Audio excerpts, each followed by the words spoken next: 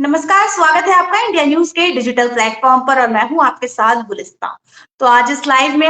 हम आपको बताएंगे कि जो एनसीआर है उसके मौसम का हाल क्या है। तो आपको बता दें कि जो एनसीआर है यूपी एनसीआर में मौसम जो है वो बदलने के साथ अब बात ये हो रही है कि मौसम विभाग की ये मानना है कि एनसीआर में अब बारिश कपकपाने वाली बारिश होने वाली है, क्योंकि बारिश से पहले मतलब बारिश के बाद तो हम सभी जानते हैं कि ठंड आ जाती है, लेकिन अब बारिश से पहले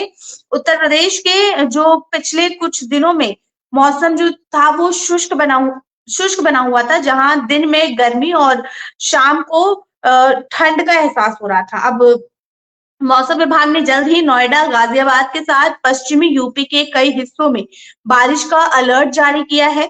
और ऐसे में अगले 2 से 3 दिनों में तापमान में गिरावट देखने को मिलेगी और कपकपाने वाली सर्दी की जो शुरुआत हो जाएगी। बुधवार को गोरखपुर के साथ बरेली मंडलों में रात के वक्त तापमान में काफी गिरावट देखने को मिलेगी और वहीं मेरठ में न्यूनतम तापमान 9 डिग्री तक पहुंच जाएगा। अब आपको बता दें कि मौसम विभाग के मुताबिक जो है 24 नवंबर को यानी कि आज प्रदेश के ज्यादातर हिस्से में जो मौसम है वो शुष्क बना रहेगा और तापमान में कोई खास बदलाव की संभावना नहीं जताई गई है। लेकिन 26 नवंबर तक मौसम शुष्क रहने की संभावना है और 27 नवंबर को जो है पश्चिम यूपी के साथ कई जनपदों में और पूर्वी यूपी के एक दो जगहों पर जो है बारिश की संभावना जताई गई है। अब अगर हम बता दें कि कौन से इलाकों में बारिश का अलर्ट जारी किया गया है, तो मौसम विभाग के मुताबिक 27 नवंबर को नोएडा, गाजियाबाद, मेरठ, मुजफ्फरनगर, बागपत, शामली, बिजनौर, मथुरा, आगरा, हाथरस, बुलंदशहर, फिरोजाबाद, एटा, बदायूं,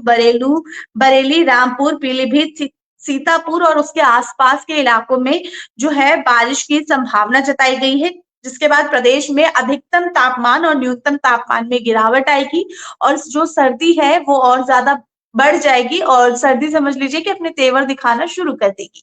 अब बारिश की वजह से जो यूपी के अगले 4 दिन में अधिकतम तापमान धीरे धीरे 2 डिग्री बढ़ने और फिर 2-3 दिन में 2-3 डिग्री सेल्सियस गिरने की भी संभावना है। अब वही न्यूनतम तापमान में अगले 24 घंटे में कोई खास बदलाव देखने को नहीं मिलेगा और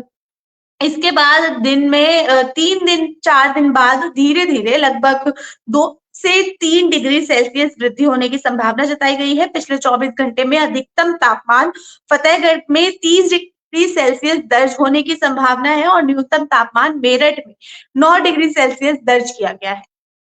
अब इसके साथ ही बता दें तो एक्यूआई की अगर हम बात करें तो बारिश के बाद जो है वो हवा हवा जो है वो पूरी साफ हो जाएगी और इस वजह से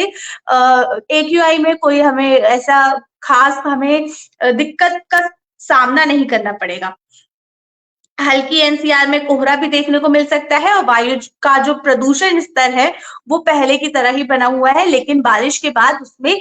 कुछ लोग जो है राहत की सांस ले पाएंगे। नोएडा और गाजियाबाद की तरफ के जो लोग हैं वो अब राहत की सांस ले सकेंगे।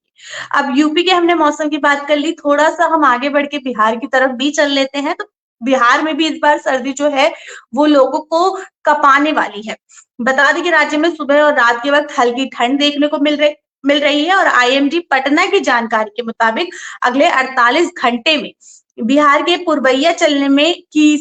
संभावना जताई गई है और यहाँ सर्दी आगामी कुछ ही दिनों में और ज्यादा बढ़ने की संभावना है। 25 नवंबर को पुरबैया बहने की वजह से राज्य में नमी की मात्रा और ज्यादा बढ़ सकती है। वहीं राज्य में वर्तमान में सुबह और शाम के वक्त कोहरा भी देखने को मिल रहा है और लोगों को हल्की ठंड का एहसास भी हो रहा है। ऐसे में ये देखना कि कड़ाके की ठंड की शुरुआत कब से होने वाली है बेहद ही दिलचस्प होगा, क्योंकि बिहार में भी अब कड़ाके की ठंड की शुरुआत की जो है आईएमडी रिपोर्ट ने बोल दिया है कि बिहार में अब ठंड की शुरुआत और ज्यादा हो सकती है और यूपी में ठंड के साथ साथ अब बारिश की भी शुरुआत होने वाली है। तो फिलहाल के लिए अभी हम इस लाइव को यही खत्म करते हैं। आपके इलाके में मौसम का हाल कैसा है हमें कमेंट सेक्शन में जरूर बताइएगा। फिलहाल के लिए इतना ही, और भी अपडेट्स के लिए जुड़े रहे इंडिया न्यूज के डिजिटल प्लेटफॉर्म के साथ। मुझे दीजिए इजाजत, धन्यवाद।